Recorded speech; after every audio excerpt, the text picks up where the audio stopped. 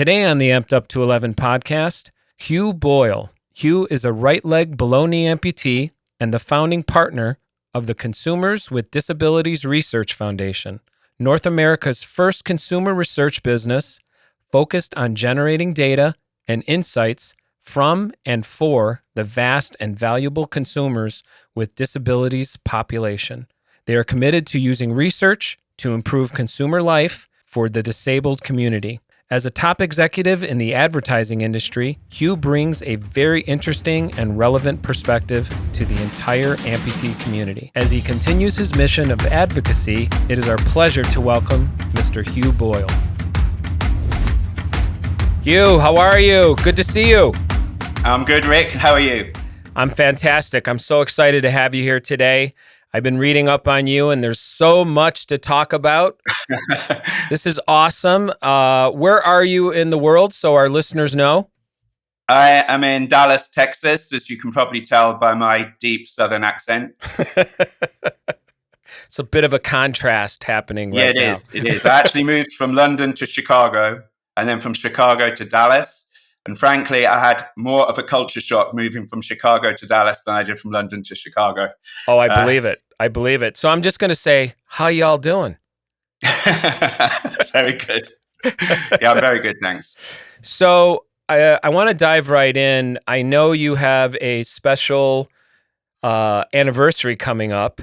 I do. If you can tell the listeners about it, I'm going to. Next week is the second anniversary of my amputation. On the 4th of March, or as a friend pointed out to me, it's better expressed March 4th to March 4th, which I felt was absolutely the best possible date on which to get a leg removed. And I swore to myself when he pointed that out that what I would do is March 4th from March the 4th. So yeah, two years next week.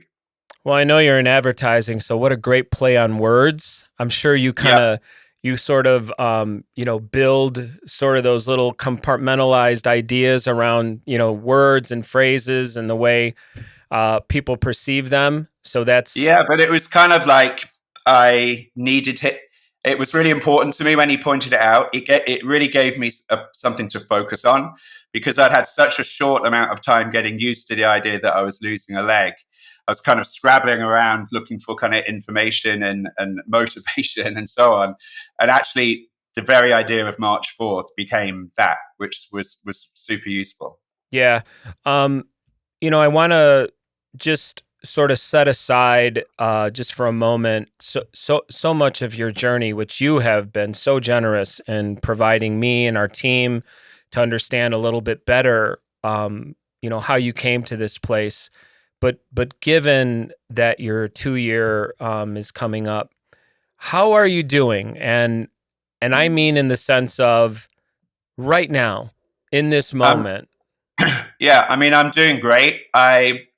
Again, if you'd have asked me 2 years ago if I'd be where I am today, 2 years from then, I would have said absolutely not, because when you're in the midst of all of the darkness around that, you never think you're going to get to that place. But, I'll admit this unapologetically. Prior to losing my leg, I had never been into a gym. I was always pretty skinny and never needed to go lose weight. So I just never been in a gym. It just wasn't my thing. And then after my amputation, just extensive physio 3 times a week got me into a gym for the first time. And I kind of thought, well, actually, it's not so bad. So after my kind of 6 months of post-amputation physio ended, I thought, right, I'm going to continue doing this. So I started working with a personal trainer. And actually, as of today, I have never been fitter, stronger, healthier at any point in my life before now, albeit I'm, 2/3 of a leg short. So, you find these little moments these little things that become part of your life post an amputation. And I'm kind of, you won't find me saying I regret anything particularly, because there's no point in regretting things that you hadn't done before. So I don't regret not going to the gym, but I'm really grateful that I am doing so now.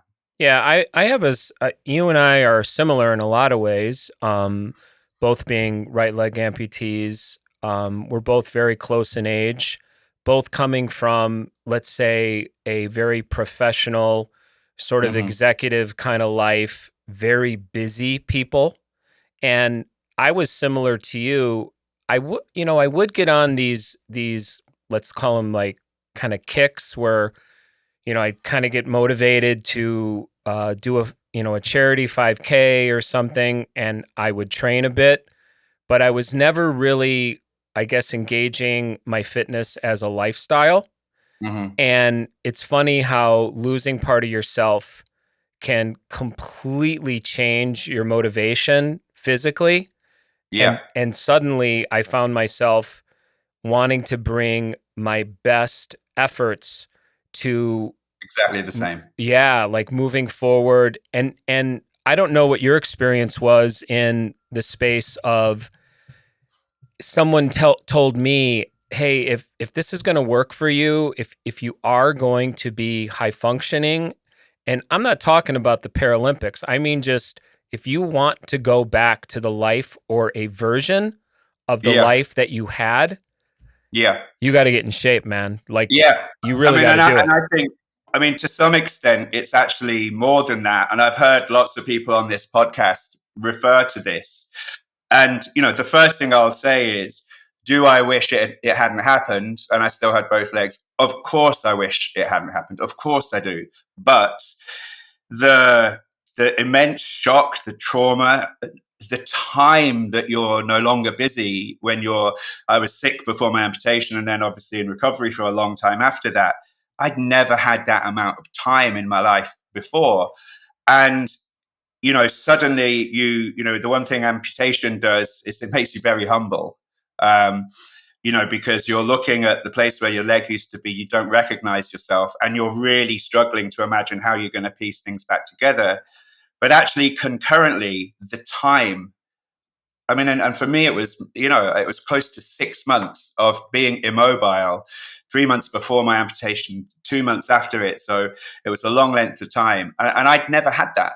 And I found what I was doing was just very gradually really deconstructing who I was and thinking, well, I've got this opportunity to tune things up and be better and all of that stuff and be more grateful. And I think that particularly when I came through the other side of my amputation and I'd had a close shave, the notion of gratitude is such an important part of my life now, which is why I say I kind of choose not to look over my shoulder and regret too much, but feel really grateful for the opportunity that I've got now. And I think I said in my note to you, one of the things that happened to me post my amputation is that I'm less of an asshole. And I kind of mean that humorously, but maybe part of me doesn't. I appreciate, I don't think I ever appreciated healthcare professionals prior to getting sick.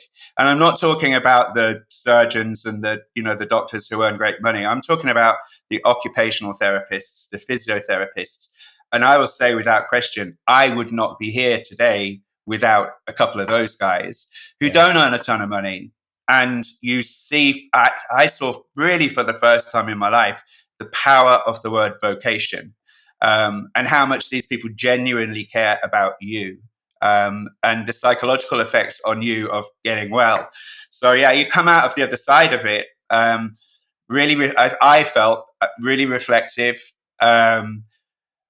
As you said, really focused on being better and being well. And I've got 4 kids, 2 of them are little, and I've got a crazy dog who all needed me, right? They need me to be active. And when you go to a gym, part of you is thinking I'm compensating for the fact that I'm a leg down. But actually, you move past that pretty quickly and just think, no, this is a better me. And the guy who I see, who's a personal trainer, of course, the first question I asked him was, "Have you ever worked with an amputee before?" Yeah. And his answer was no. But actually, I really liked him. I just liked his energy, and I just liked the way he was talking to me. And he kind of said, "But why don't we figure it? You've never trained as a one-legged man before, so why don't we just figure it out together?"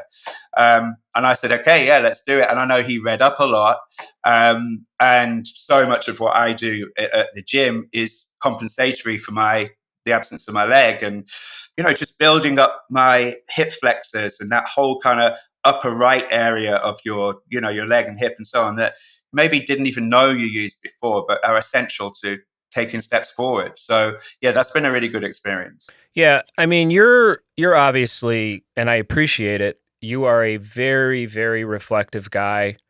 It's very obvious to me that in a very short amount of time, because someone will say, "Oh, 2 years is a long time." It really isn't. Not No. in this type of journey. Um, but you've invested in yourself. You've invested in that downtime to say, how am I going to reconstruct myself, now that I've been deconstructed?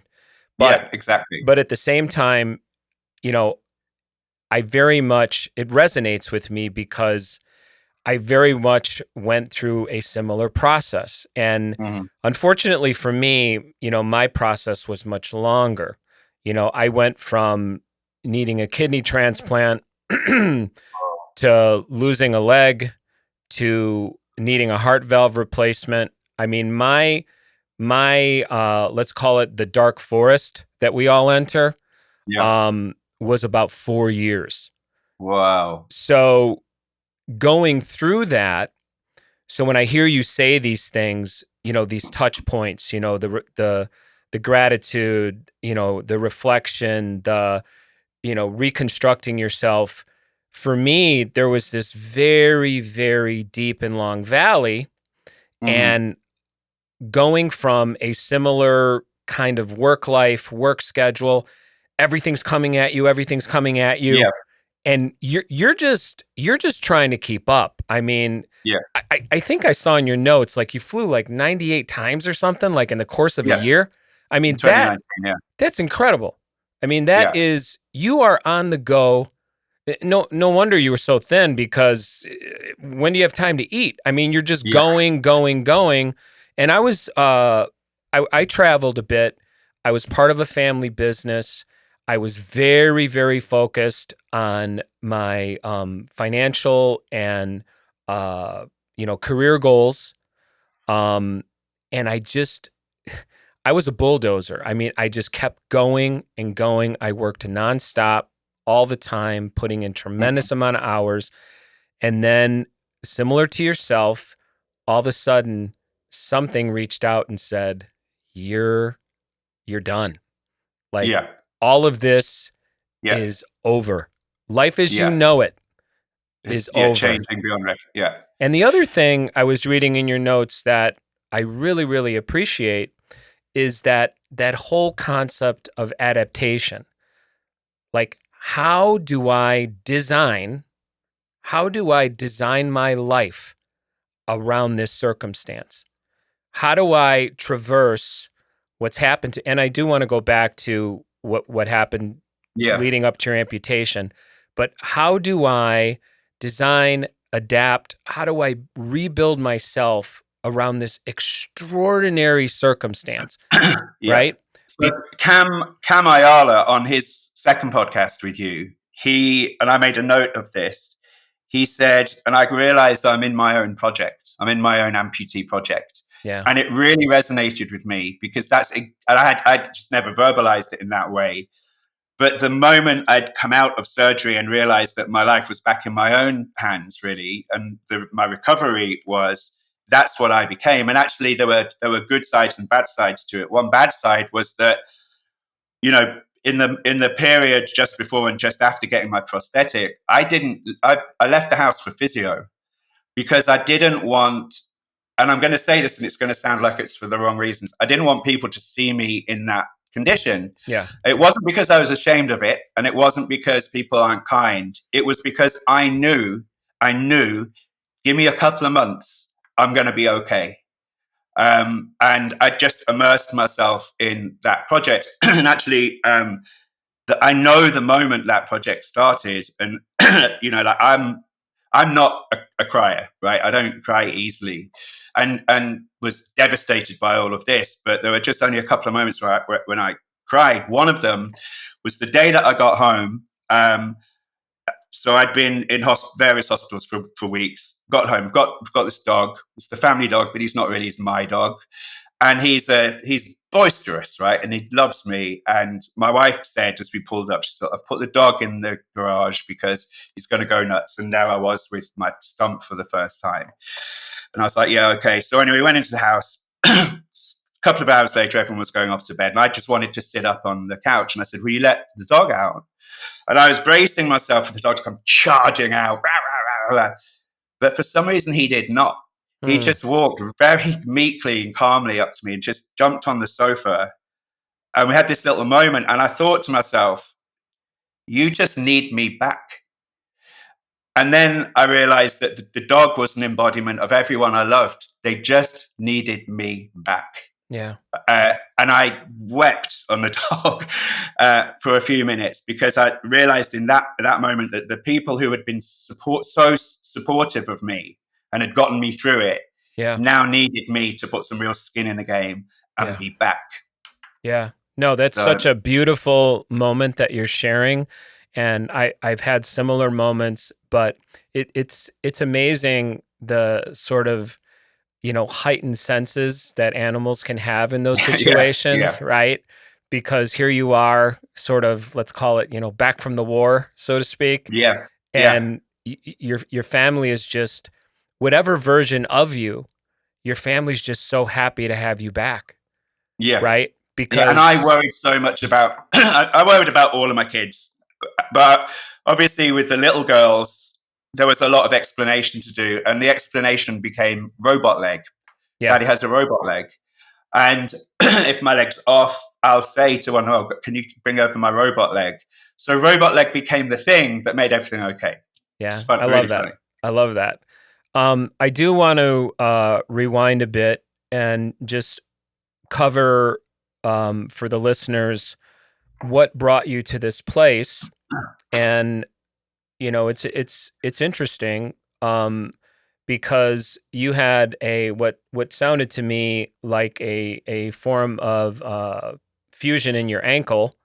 And many years ago. Yeah, and then that particular situation, that treatment served you well, but then it came calling at some point, and you had and that first fusion was offered me no warning for what would happen 10 years later, because actually it was really successful. I had kind of chronically weak ankle. It's apparently a curse of Celtic DNA, apparently. But who knows? And finally my doctor said, look, go and see an orthopedic surgeon. And the guy said, look, I can improve the quality of your life. Because I was always going over on my ankle. He said, I can improve the quality of your life. I'm going to put 2 titanium screws into your foot.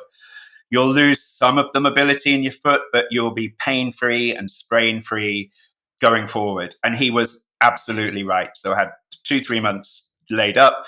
And then as I got used to the new kind of biomechanics of my foot, I was like, this is great. And not even 6 months later, my son Cameron and I were halfway up a mountain in Scotland. And I was like, this is great. I knew I'd maybe get 8 or 10 years out of it. Then in COVID year, I really started to feel my right foot. And I'd started to limp as well. And I think basically the bones in my foot had changed over the time, but 2 titanium screws aren't for changing. And it started to skew my foot out to the right, and it had become really uncomfortable to walk. But of course, it was COVID, really the early stages of COVID. So I didn't do anything about it right then. And then finally, in the August of that year, I went to see. Now, I felt it was very much my foot. And at that time, it was my ankle and calcaneus in my foot. So I went to see a podiatric surgeon who said, look, we need to take those screws out. We need to put a couple of screws in. He said, and there's an area of your tibia, at the bottom of your tibia, we need to put a plate. And I said, okay, let's do it. So I went into hospital and had that procedure. The funny thing about that day is I took an Uber over to the hospital and the guy dropped me at the wrong door. And I was first up, it was 7 a.m. So to get to the appointment on time, I actually ran around the block. So I'm going in for an ankle surgery. Which is something that you want to do. Something that you want to do on the morning of your ankle surgery. I was still mobile. I was still able to run around the block, even though it was uncomfortable. What I didn't know when I walked through the door was that would be the very last time I would walk unaided on my 2 birth legs ever again. Yeah. I had no idea. Went in, had the surgery. It should have been an hour and a half, 2 hours. Went in the morning. When I woke up, I just felt by looking out of the window and the light in the sky, it was much later in the day. And I asked a nurse and she said it was 4:15. So that was insane. That meant I was in surgery for 7 hours. Wow. Spoke to the doctor. He said, look, well, in the end, it went well, but we had to put a lot more metal in than we thought. The screws that had been in your foot for 10 years were headless screws. So I couldn't remove them. We had to excavate them out effectively. But then I was like, but you saw CT scans of that. How didn't you know? I could tell he wasn't comfortable with how it had gone. Went home. A few days later, I see the first X-ray of my foot, and I sent it to you. I mean, it's like a junkyard of ironmongery. Dozens of screws, plates. I mean, I couldn't believe my eyes. Yeah. But I still very much trusted that it would be okay. And so did what I had to do, laid myself up. And then in reality, well, firstly, my foot just didn't get better. It got worse and worse and worse. By November, December, my foot and lower leg looked like two eggplants put together on a skewer. They're purple, they're huge, terrible pain. My surgeon had kept me on antibiotics for the best part of 3 months. So he knew something was up. Sure. But I just kept playing for time and to see whether it would work itself out. And then two things happened. The first was at the beginning of December, my overarching health fell off a cliff. I never felt so sick in my entire life. Couldn't eat, couldn't sleep, couldn't keep much down. I went the color of a piece of white paper. And then at night, I started to get these shooting pains that would make me yell out, shooting up my tibia. Now, that was inexplicable to me because all of my procedure was in my ankle. And then I started losing tons of weight because I wasn't eating and so on. That was the point at which my wife, who had been saying this beforehand, we need a second opinion. This is wrong. And my lower leg looked really quite hideous. Was there any moment during that process, let's call it that, sort of erosion or what anyone would perceive as, okay, like this isn't healing, like this is getting worse. Was there ever a moment in that where you thought, I'm going to lose my leg? No, I knew. I'd read a lot about bone infections, infections as deep as your bone marrow and all of that sort of stuff. I'd read about osteomyelitis, which ultimately was what I had. But I didn't think it was going to result in losing my leg. I finally agreed to a change of doctor because of my overarching health, not my leg at all. I just could, I felt like I had a serious disease. I've never felt, I'm a healthy person. I've never felt utter malaise like it. So then Christmas came and went. And then my wife got me into an extraordinary orthopedic specialist at University of Texas Southwestern. He was the ex-military, and he was the Army major for orthopedics in Operations Desert Storm and Desert Shield. Now, that told me something really important. He's seen a lot of screwed up lower limbs, right? And it was, just to answer your question, it was in that first consultation with him, before he'd seen an X-ray, before he'd seen a CT scan, by just looking at my foot, that he warned us that I may lose my lower leg. Yeah. My wife and I just looked at each other and was like, what? And he said, but we've got to do a few things before we get to that point. He said, my belief is that you've got severe osteomyelitis, probably from your shin down. But we're going to get you in for nuclear medicine bone scans, which our understanding was there was a long wait list for. He got us in, I think, the next day or the day after that. So you go through this 2-day process of them drawing your blood, putting radioactive isotopes into that drawer of blood, and then putting the blood back into you. And I could see on the preview screen, what you're looking for is your white blood cells going to an area of infection. And it was so evident on the screen what was going on, and quite right, from the shin down. He then said, look, we've got to get that metal work out. That was the point where my wife and I started thinking, there's something else going on here. There's suddenly been this step up in urgency, really dramatic step up in urgency. So maybe 2 weeks later, 10 days later, I went for surgery, took all the metalwork out, and then he debrided all of the infected bone, leaving my foot basically, well, in fact, what he did was he packed it with antibiotic beads and orthopedic cement. So actually, my foot felt great when I came out of that because it was just a block of cement. But the world changed on its axis when the biopsy results came back from the removal of my bone, because it showed. I said, "What do we not want to see in the results?" And he said, without question, staphylococcus. He said, staphylococcus kills bone, and it kills bone slowly. And if you have a staph infection in your bone, we deem that bone to be dead, right? So it was pretty serious stuff. My phone vibrated one morning a couple of days later, and it was my charts, and I saw staphylococcus not once, but 3 times. Yeah. High-grade staph in my tibia and in 2 places in my ankle and my foot. And that was the moment I knew what was going to happen. We went in to see him, I think that day or the next day, which was a Friday. He said, "This is what you need to get done. I need your consent to do it. It's the weekend. Go home." And you might want to say yes right away, but don't. Just go home, have the weekend, get used to the idea. By the Sunday morning, I'd emailed him and said, "Right, let's do it." Yeah. And then you imagine you're going to wait a little while for your appointment, and then wait a little while for that date to come around. I got my appointment within a couple of days, and the surgery not even a couple of weeks after that. And then we understood that I was on red alert sepsis watch. It's like just the highest percentile risk for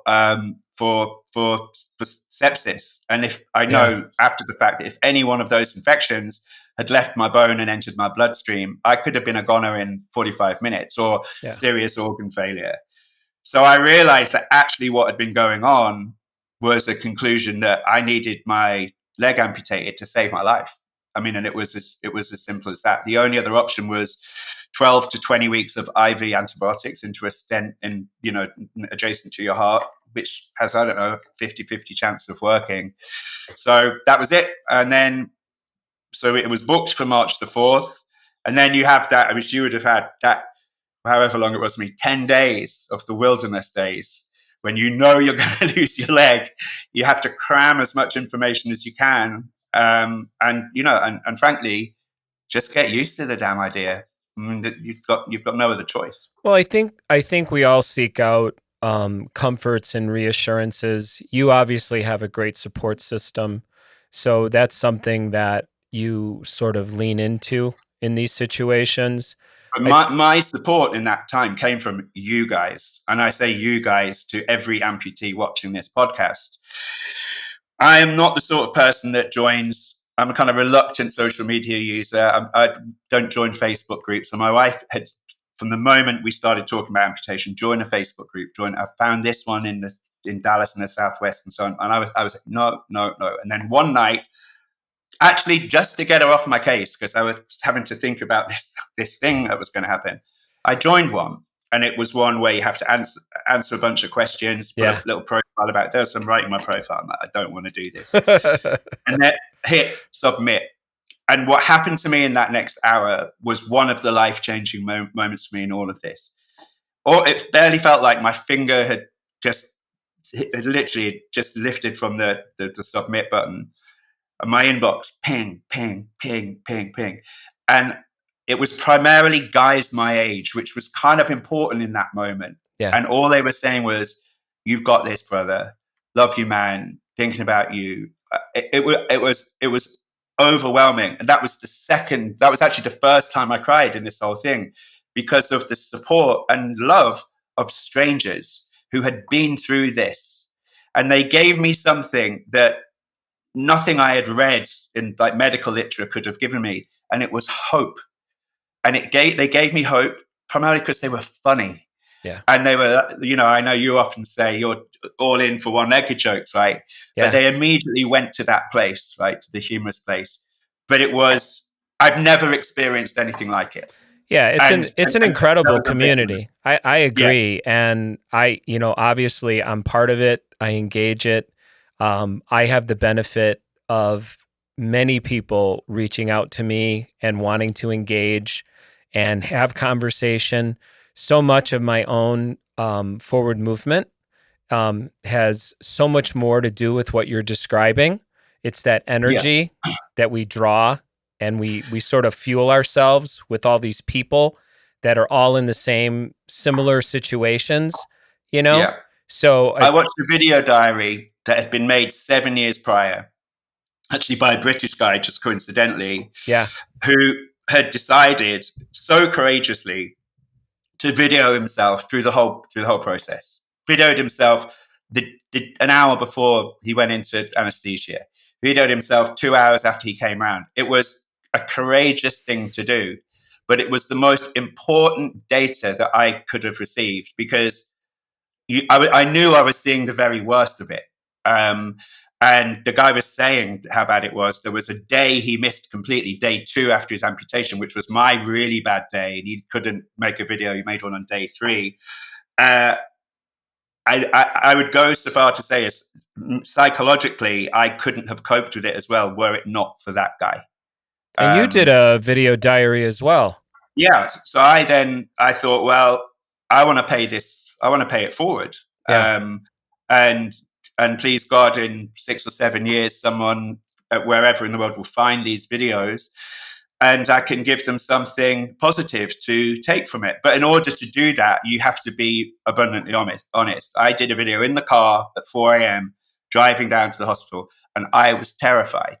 But I think it's okay. You've got to say, I am scared, yeah, because I knew very well that days, weeks, months later, I'd be posting videos of me playing with the dog and the kids, right? yeah, So it's okay. As long as the story's got the happy ending, you've got to be brave enough to say that. The yep. funny thing about that video diary is that I decided that I would make a video 2 or 3 hours after I came around from my surgery. And of course, I am as high as a kite, right? I've got like IV painkillers coming at me from all angles. That video, the video, I posted it, but it's hilarious. I'm off my face. Yeah. But that's all part of it. So you have to share it. No, that transparency is beautiful. And I think I just want to reiterate my previous thought, which is I think in terms of your personal growth and development in this space as an amputee, in such a short amount of time, you've grown just so tremendously. I meet amputees, Hugh, they're not where you're at, and they're 10 years in to this journey. Yeah, I I know. mean, they're still kind of trying to, they're still kind of grieving the loss of a limb. They're still sort of trying to find their groove, how to interact with family, how to approach their professional life. I want to segue because I don't want to run out of Yeah, time. I want to segue to your pivot. I mean, what you yeah, did professionally, given your circumstance, okay, that you were able to take your skill set and apply it in the way that you have. Let's talk about, and I want to get this right, Consumers with Disabilities Research Foundation. yeah, This is remarkable to me, that to look inward and say, okay, here's my situation. Now I have this awareness about not just amputees, but just people with disabilities, yeah, whatever it is. yeah, And how can I take my world of wisdom, knowledge, all the tools that I have in my toolbox, and how can I apply those and put my grain of sand in the right place? And yeah. I'm going to let you talk about it a bit more, because I It do want happened. it to be part of the podcast and people to, reach out to you in that regard. So go ahead. Sure. So it happened in a hospital room. I went from my trauma surgical hospital to a rehab hospital, which was an extraordinary place, really very positive place. The day I arrived, a doctor came in to me, looked at my notes, and he said the following. He said, "Listen, I just want you to know that in another hospital in which I work, excuse me, we recently lost a guy to sepsis who was younger than you and whose infections were of a lower grade than yours. And I was like, right. And he said, and the reason why I'm saying that is because if you're going to sit in here feeling sorry for yourself for only losing half a leg, you and me ain't going to get on very well. I was like, wow. I mean, they didn't teach you that in medical school, but I don't know. He just took the measure of me, knew that I could take it. And I was like, got it. I'm all in. It was such an important thing to say. Yeah. He left the room. And then it was the first time I thought, like, what the hell am I going to do? I knew that the days of racing around airports and client meetings and so on would be gone, probably in full, if not changed dramatically. Like, what the hell am I going to do? The next thing I thought was, over the years, which was 30 years on both sides of the Atlantic, working in the advertising industry, how many disabled people have I worked with? And believe it or not, the answer to that question was one guy in the UK out of thousands of people that I met. So I was kind of like, it's all I knew is the advertising industry. And I started to think, well, what are the reasons for that? And look, this kind of, it's one of the advertising industry is one of those industries. It's a beautiful people industry, and it's had its own issues with diversity in all of its forms over the years, right? Sure. But disability is one that has not been focused upon. So I kind of thought maybe it's because the talent's not there. So when I say talent, I mean videographers, photographers, graphic designers, copywriters, and all of those people that work in the industry. I thought maybe it's because the talent's not there. Was the most stupid thing that I've ever thought. Within an hour from my hospital room on the internet, I was overwhelmed by the incredible body of talent with disabilities that there's out there. Yeah. And I was thinking, right, I'm going to apply an equal to or better than rule to the work that I see. I mean, man, the work wouldn't be out of place in some of the biggest advertising agencies in the world. But what came through was they simply have never been employed within the industry. There was one guy I spoke to, and this was, again, a seminal moment. He was, I'm going to say, visually impaired. He wasn't visually impaired. He was blind, right? But he was a writer, a copywriter. So I'm going to say visually impaired copywriter. And what he said to me was, words are the only means I have ever had of decoding the world. Yeah. In what I feel about it and how people describe it to me, words. And I thought, what advertising agency in the world wouldn't want a visually impaired copywriter for that reason alone? Mm-hmm. And his work was really good, but he had 17 remote interviews and hadn't gotten a job. And I think it was because certain industries, when they're fear averse, right, than change averse, or failure averse. If you think you hiring a visually impaired person, you're going to get it wrong and you're going to get sued under the Americans with Disabilities Act. Just, I don't know. There's something going on. And that day, I just found this whole bunch of incredibly talented people with disabilities in all of its wide and varied forms. And I thought, this is an hour or so after the guy had said, if you're going to sit in here feeling sorry for yourself. And I thought, I'm 55, at the time, I'm 53, had a good time in this, a good time in my adult life and my career and my family life and so on. I'm going to try and fix this. Yeah. And if I can create any form of legacy from that, when I retire, then that will feel much better than having just worked straight through. So we actually set up two companies. The first one is an agency, and it's called Doable. DOABLE, doable, because it is doable. These guys had shown me how doable it was. And Doable is the first advertising and marketing agency founded by and staffed by talent with disabilities. And then the second pivot, if you like, was we started looking at why advertising that portrays disability is bad, and it is really bad. Well, the reason why it's bad is because there's no data on people with consumers with disabilities. Like my wife, she's in her mid-40s. She's a mom. She's middle class. She gets approached all of the time to go online and do surveys and get $50 in Target vouchers and stuff like that. Disabled people are never asked what they like, don't need, don't need. Never. Because there isn't a research business in the United States of America focused on the, get this, 61 million working age adults with disabilities who have $480 billion of disposable income to spend. Yep. Right. It's insane. It is. Literally, it makes us believe. I mean, the advertising industry doesn't ignore $4.80, let alone $480 billion. We then felt, I felt that for Doable as a creative agency to be successful, we had to create a research arm of what we were doing. And what we determined was that the Doable, the agency, would be a for-profit business, but the Consumers with Disabilities Research Foundation would in part be a foundation, a non-profit foundation, such that we could, if we approach 3,000 adults with disabilities to talk about rail travel, for instance, we can give them $100 of rail vouchers. Sadly, those with disabilities are more often than not in a lower end of the socioeconomic scale and earnings brackets and so on. Correct. So, respectfully, because I'll go and spend the Target vouchers. Why is it my wife that gets that, right? Why is it people like us that get that? So we wanted to create something that could work in a non-profit way and provide tangible supplementary income to people with disabilities.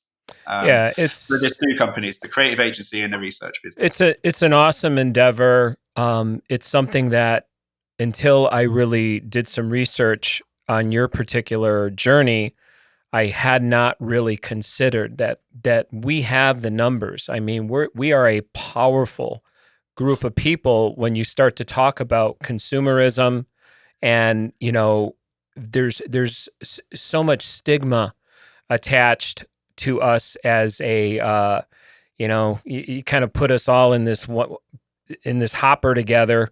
But to develop research, to develop those particular touch points and say, hey, the research just hasn't been done on these groups, and they're a valuable part of how this economy runs. And how can we not only serve them, but allow, essentially, when all of that is synergizing, right, good things happen. Yeah. The most important piece of data that I think that we uncovered is that when you and I were at school, right, in the late 70s, early 80s, it was 0.1% of the students at universities had disabilities. Yeah. By the 90s, it was 1% of the headcount at universities having disabilities. Today, in North America, it's 16%. 16% of those young adults coming through academia live with a disability. So what we're saying is, you better watch out, because these people are opinionated, well-educated, likely financially more in a stronger position, and they will not tolerate the way disabled people have been treated for the last 50 years, right? Yeah. And I think that I think people should be excited about that, because there's this huge body, this mobilization of disabled people who are going to appraise the world in a different way. And you said put in a corner. That will go, that's gone. So I actually think it's an exciting time to be disabled, in the sense that there are so many great people around you who will not leave you isolated and will pull up a chair for you. And I think that goes career-wise, academically, and so on. And again, do I wish I had two legs? Yes, I do. Of course. Am I proud and honored to be part of this community? Every single day. And for every time when I was sick, when I was in recovery, I asked myself, why me? Why is this happening to me? Every day now, something will happen that makes me say, this is why. This is why.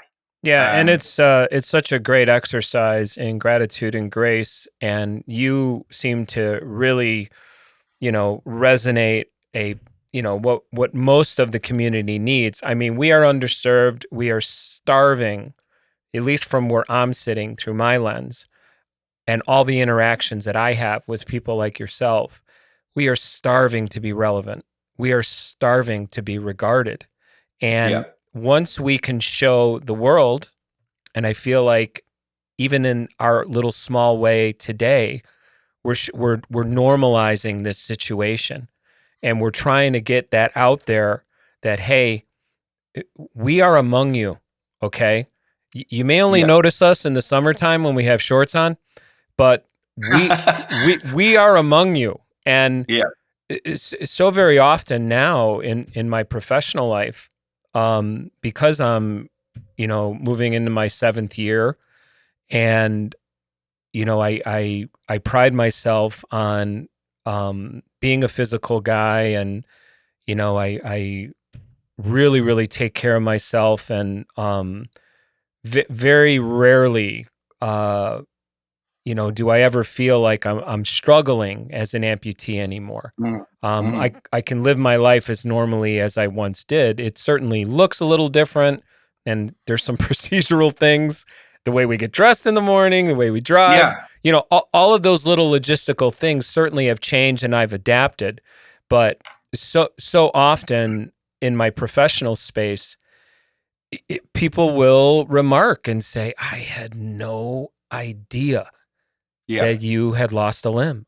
So what you're out explaining here, there is an understanding that in advertising, disabled people are represented by one of two archetypes only: superhuman and subhuman. Yeah. Superhuman, well, this is close to us because he's always a 6'4", incredibly handsome, javelin throwing Paralympian, right? With a really cool running blade. With a really cool running blade, right? And then, and that's not what it's like. And then No. over here, you've got a teenage child in a wheelchair essentially with the begging bowl out, appealing for funds and money for a hospital Yep. or whatever. Superhuman, subhuman, with nothing in between. Yep. But that's where our life is. Our life is everything in between. Yes. Yet you never see that portrayed accurately. In advertising, it's only one of the two things. And I'd urge anybody who, I said this to my wife yesterday, if I could say one thing to the community of non-amputee people, because as it happens with you, I can't believe that happened to you. I can't believe you're classed as disabled and so on. Well, the reason why you can't believe it is because of the good job that people like you and me do with ourselves to make sure we're okay. But I would urge anyone who meets an amputee to understand that that person has been through a horrific set of circumstances. Yeah. And if they're standing having a laugh with you on the street, then that's all power to them. And you're right. Like getting dressed in the morning. We were in an Airbnb in New York 3 weekends ago, and I foolishly didn't look into the bathroom situation. And I was having to crawl from the bed to the bathroom at night. Literally crawl on my hands and knees. I've been able to figure out really creative ways to use various ottomans and chairs and things to get around a hotel room. I'm like, how am I going to get to the bathroom? I'm not really sure. Just with the Mission Impossible music running around your head. and then I remember earlier in my amputee life, I somehow got into a bathtub. I'm telling you, Hugh, I could not for the life of me figure out how to get out of this bathtub. I was like, I don't know. I'm going to hurt myself today. I think something bad's going to happen. I still wake up in the night. So someone asked me this question recently, and my answer is very clear. Do you dream in two legs? I always dream in two legs, right? I mean, this is probably just 3 weeks ago. I woke up in the night, needed to go to the bathroom, jumped up. I had forgotten that I only had one leg. And my wife said that she saw my 6'1" silhouette falling like a felled tree onto the ground. She said it wasn't so heartbreaking, it'd be hilariously funny, No, that's so true. I've been really fascinated with how my dreams have evolved over the years, because when I first became an amputee, I was always two-legged. Always. Yeah. And what has happened, I would say, over the last few years, I very often am wearing my prosthesis in my dreams now. There you go. Yeah. And there are also really bizarre dreams where I am not wearing my prosthesis. I have my one leg, but I am doing amazing physical things. Wow. I am running with one leg. it's That's crazy, crazy. Hugh. Yeah. It's I don't know what has happened in my wiring upstairs Yeah. where my brain has suddenly said, this is who you are and you will thrive in this space. And it's Yeah. I no longer sort of, even in my subconscious, I guess, I no longer even view it as like a limitation. I see it as one of my superpowers now. Oh, absolutely. Yeah. Yeah, Yeah. it's a little bizarre, but hey, what are you going to do? But yeah, like I say, it's hearing you telling stories. That's why I love this podcast, because I can drink in as much amputee content as there is out there, because I find it really validating. Yeah. You know. Yeah, for sure. Tell So me yeah, about your I'm noticing your shirt. Tell me about your shirt. it's a true story. It says amputee punk. So one day, once I had my prosthetic fitted and I was driving again, we had the disabled badge for the car. I drove to CVS, and I don't use the disabled spots because I'm good, right? Yeah. Only if I have to, if my prosthetic's killing me, which it does, as you know, it does often. Yep. Will I use the disabled spot? This one particular day, I chose not to use the disabled spot. And this kid must have been 25, 26, came flying in some ridiculous souped up car, pulled into the disabled spot. Now, I take exception to that. Yeah. So I kind of stepped out of the car door was open, and I yelled, "Hey, dude, what are you doing? That's a disabled spot." Expecting him to say, "Oh, sorry, man, I'll move the car." No, he wanted to have an argument about it. Yeah, well, I'm in a hurry and it's none of your business. So actually, take a look down here. It's absolutely some of my business, and I'm not using the parking spot. So anyway, it got kind of across the parking lot. It got kind of quite heated. Yeah. So he walked into the store. I closed my car door, and when I walked through into CVS, the girl that was the greeter, who I knew, said to me, "Hey, did you hear what he said about you when he walked in?" I could see he was still kind of talking under his breath. And I said, "No, I did not." He said, as he walked through the door, he said, "F you, you effing one-legged punk." You one-legged punk. One-legged punk. And I laughed. She said, "I'm so surprised you're laughing." And I was like, I said, like, she said, "Are you annoyed about it?" And I was like, "Nah." I said, "But I tell you what it has done. It's just given me a great idea for a T-shirt." So Yeah, I came home and designed the amputee. I wear a large, by the way, and I'll be sending you my address. I'll tell you one right here. It's ready to go. Yes. Or you can maybe this is a bit more you, emo amputee. Or maybe this one, amputee cowboy. That one goes down pretty well here. Oh, damn. Okay. And then there's a hip hop. Anyway, I just got a bit carried away. Is this going to be like the side hustle that you and I are going to get involved with together? Because I've got some ideas as well. Honestly, I'm sparing you a whole pile. I've got disco amputee. I've got hippie amputee. I've got the whole.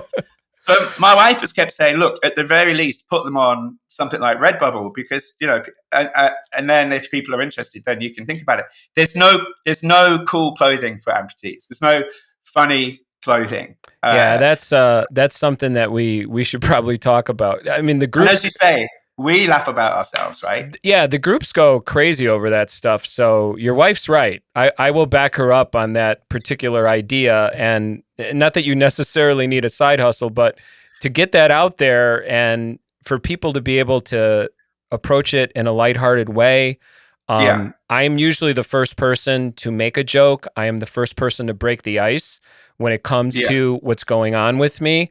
I find that there's different groups of people. Some are very engaged by it and they find it, funny and interesting. And that usually leads to some relevant questions. But there still seems to be a lot of folks out there that see it as, I don't want to talk about that with you. No. It's incredible. Yeah, that's really hard for me to engage with you. Or they see... If you've just been on vacation, people will always ask you about your vacation. Yeah. You can lose a leg and see that same group of people, and they won't ask you about it. Right? It's a mystery to me. Well, obviously, it has a lot more to do with them than us. But I feel, again, through your efforts, through the efforts of this program, we are trying to get things normalized. Amputees certainly are different, but we aren't different enough that we're not relatable, we're not engaging, conversational. All of these things are important. And I find, and I find comfort, especially when I do break that ice, and then just the landslide occurs of questions. Because I was out to dinner the other night with some people, and I could tell that they were sort of waiting for that moment, because we had kind of a long evening together, and we got to sort of the end of the evening, and I don't know how the subject of my amputation came up, but once it did, it was like, oh my gosh, it was rapid fire. Yeah. Once the barriers, but we are living proof of the fact that the disabled minority is the only minority you can join tomorrow. You join overnight, and we don't know. Yeah. And I've always found it staggering that people don't think about that more. Instead, to kind of exclude disabled people from stuff. It could be you. My business partner has been congenitally deaf since birth.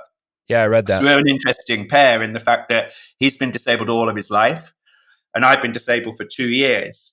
So you see the different lenses that the world is viewed through, and so I know what it was like for the majority of my life to not be disabled.